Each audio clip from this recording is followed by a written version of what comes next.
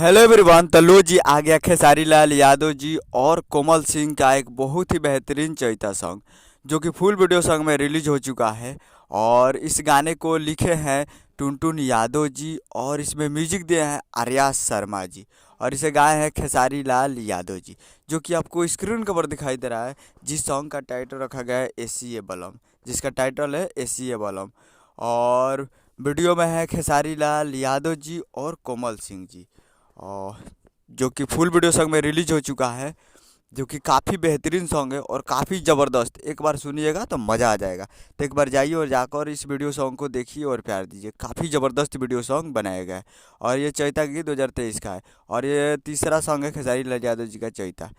तो आप लोग अभी तक इसे नहीं देखे तो आप लोग जाइए और जाकर Ananta music world Bhojpuri YouTube channel पे फुल वीडियो सॉन्ग जाकर देख सकते हैं, जो कि काफ़ी ज़बरदस्त है। तो आप लोग जाइए और जाकर देखिए। उम्मीद कर रहा हूँ कि वीडियो अच्छा लगा तो चैनल को सब्सक्राइब बेल आइकन प्रेस करिए ताकि ऐसे खेसारी लाल यादव जी के लेटेस्ट न्यूज़ लाते रहे। और वीडियो अच्छा लगा तो वीडियो को एक लाइक कीजिए। मिलते हैं अगले वीडियो में, तब तक के लिए जय हिंद जय भोजपुरी।